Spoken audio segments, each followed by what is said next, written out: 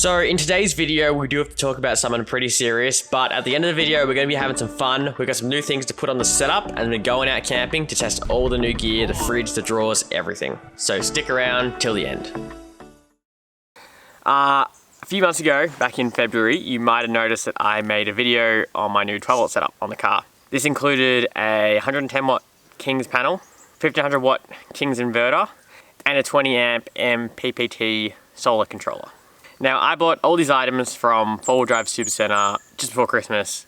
Just as a normal customer, I just walked in with my own money, bought the items because I wanted to make a video showing that you could make a budget 12-volt setup, safe, reliable, usable, and affordable. And it was all working great. Well, I thought it was all working great. So I did mention in the video that I was having some voltage irregularities. So one thing that was a bit weird when I did install it was the voltages. I was getting like 15.4 volts reading on my voltmeter, which is kind of alarming. Mainly being that the voltage was showing up as like 15.6 volts on my secondary battery while the car was running and while the solar panel was on. The solar controller does have a cutoff at 14.5 volts, which is right, because an AGM, you really shouldn't push an AGM past that 14.5 volt mark. But my AGM was sitting on 15.6 volts, and at the time I sort of just thought that was like a charging voltage, or I don't know, that was the combined from the alternator and the solar panel. But well, I let it go for a couple of weeks, and then yeah, everything went bad. And it was at this point which I noticed serious issues with my secondary battery. With the car running and the solar connected, it wouldn't charge above 12.8 volts anymore. When I went out camping, it wouldn't last a single night with the fridge running. I'd have a solar blanket out, I'd have the panel on the roof, and I would have driven the car that day. Yet by 11 PM at night, the voltage would be down to like 11.8.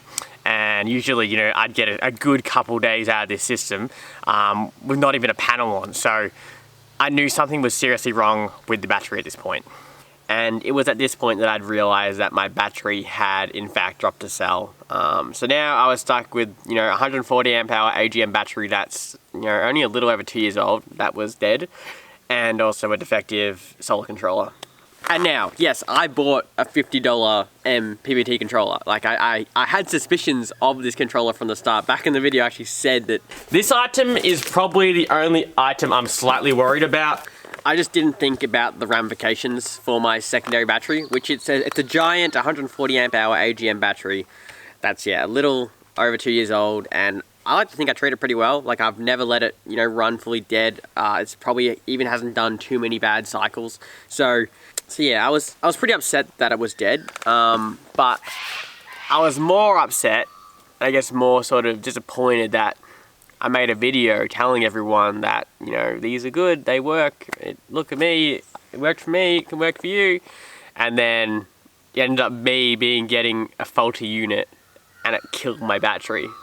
And so I've gone back to that first video, I've made a disclaimer just saying what's happened, because yeah, I feel, partially responsible now for anyone who bought that product, that it might kill their battery as well. So something needed to be done about this. I couldn't just let it slide.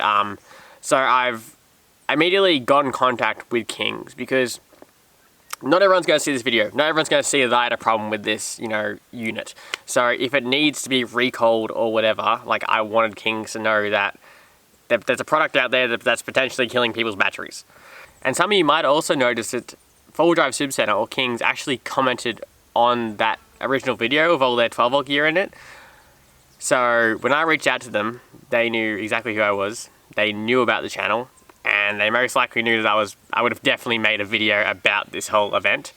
So take everything that they say, with that in mind. And so then I spoke with one of the higher ups there at Kings, and they immediately wanted to send me out a new MPPT controller. But they also wanted me to send back my faulty controller, obviously to test, which is great. And I was more than happy to provide any information I could about how my setup was configured, or when, it started making the voltage issues, just any information I could that could help, sort of solve this issue. But it's here where this whole story sort of gets a little blurry. So they were going to send out a new MPPT controller, but they also wanted to send out a replacement battery, but not just a standard AGM battery. they wanted to send out one of their new lithium batteries and a DC-DC charger to go along with that.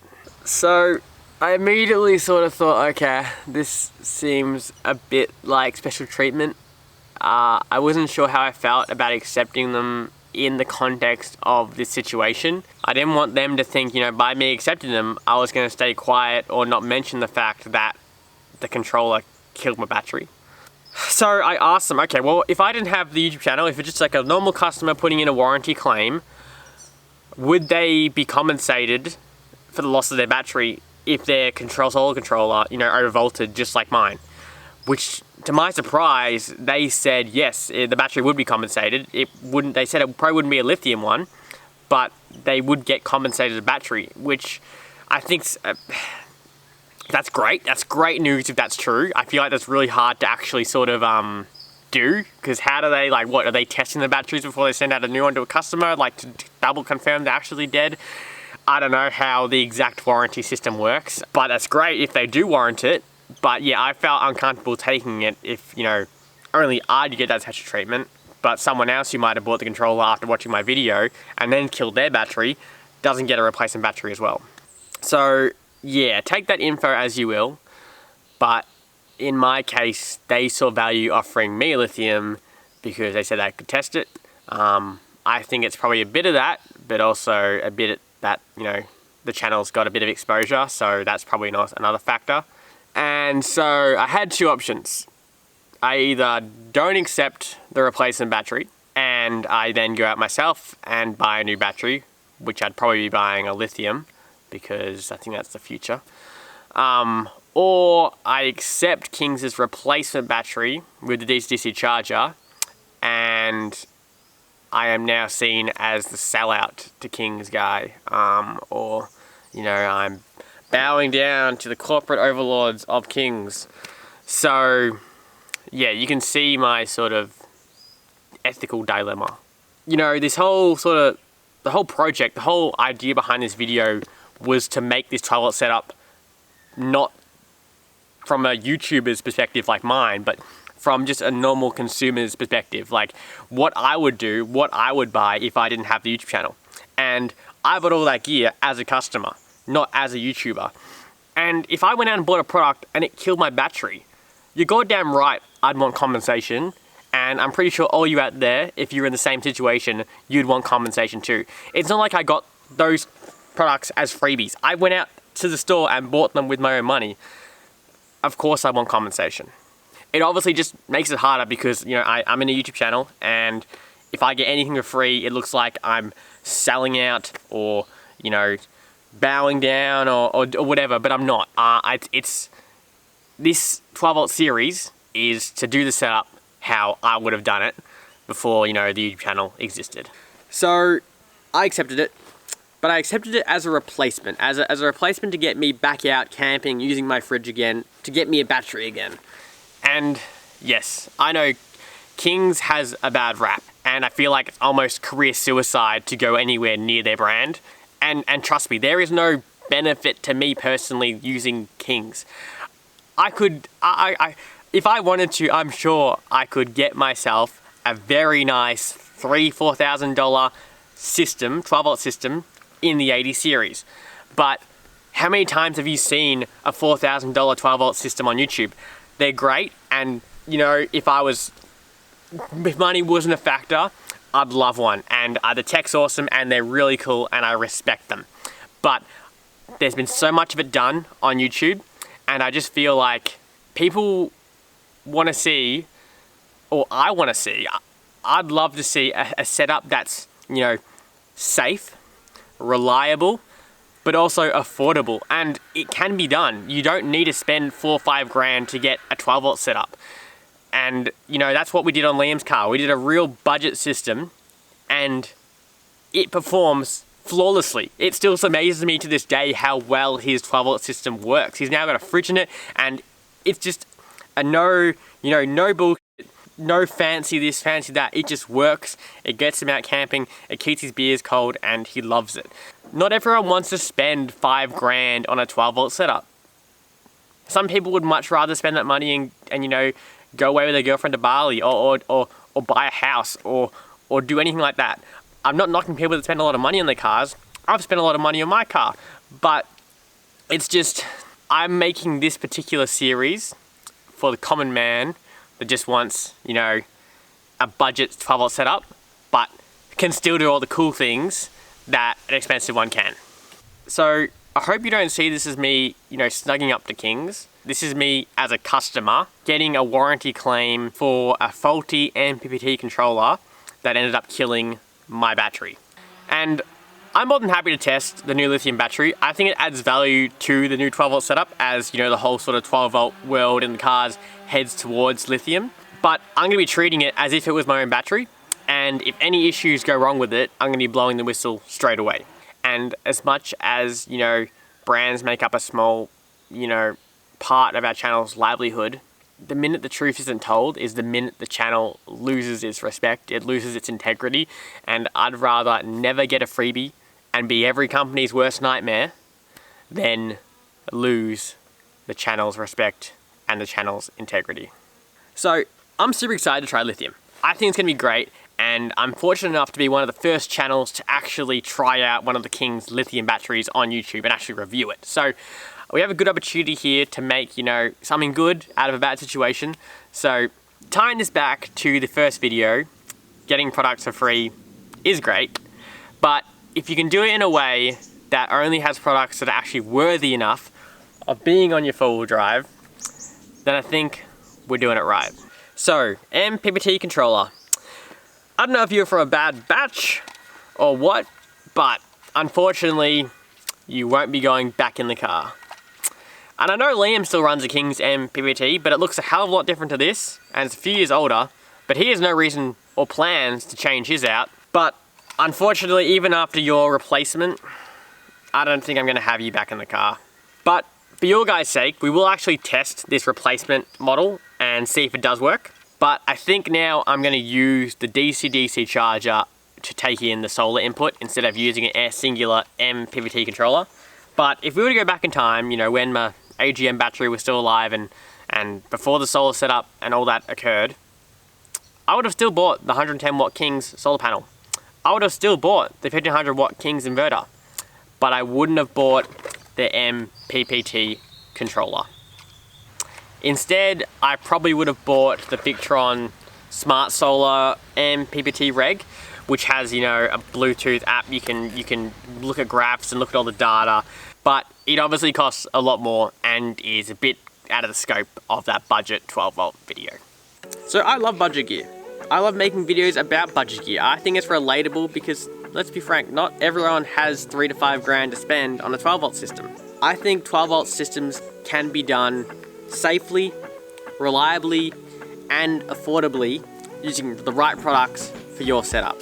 And I hope with these videos I can give you guys the right advice or, you know, some ideas to make a setup for your own four-wheel drive at home that doesn't break the bank and can save you a few bucks. So with the new drawer system in the car, it was time to see whether the cargo barrier would fit. That's a perfect fit. The cargo barrier fits absolutely perfectly. It matches the contours of the drawer system. It even starts turning here at the right angle where the drawer system ends. It's like we made it for it, which we did, kinda. So yeah, what I'm doing right now is I'm sort of wiring up just a bit of a temporary second battery setup, just so this weekend I can use my fridge. And if you're wondering where my fridge has gone, Liam has adopted it. Because this fridge has absolutely no issues with it, does it, Liam? It's perfect.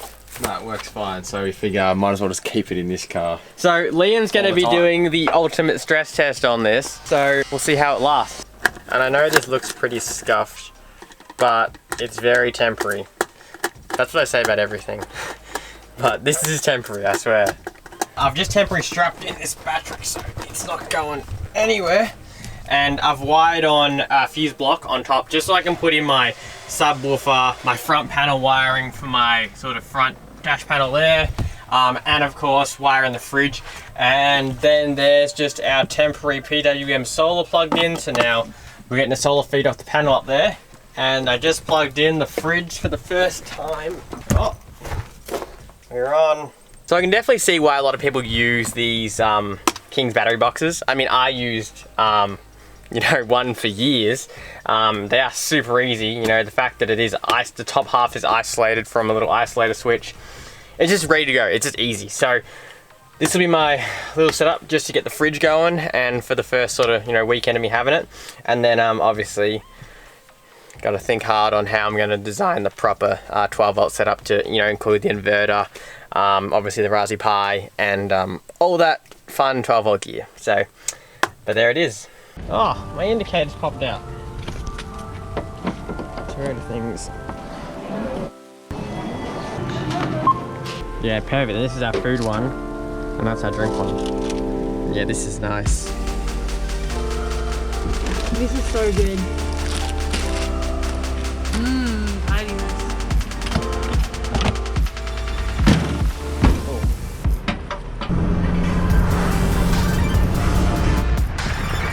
We encountered a few roadblocks on our way there. The track we wanted to go down was closed due to planned burns, and our hopes to sidetrack around it was eventually foiled by this massive tree. We got nowhere to go. But we kept trucking along logging tracks till we found our way there. Down mysterious tracks.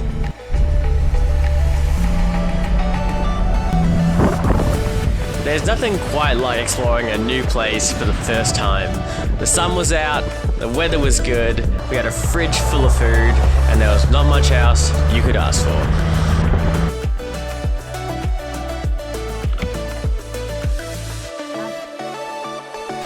Tell you what, it was a mission getting to this spot today, but here we are about 1100 meters above sea level. And it's our first sort of run using the new Evercool fridge and our drawers by the drawer company, and my god, has it changed everything. It's just like, so we used to have a 45 litre fridge that used to be like this high. This is a 95 litre fridge, and you can access it like just easy. It actually is really good. Yeah, so nice. What a spot, so nice up here.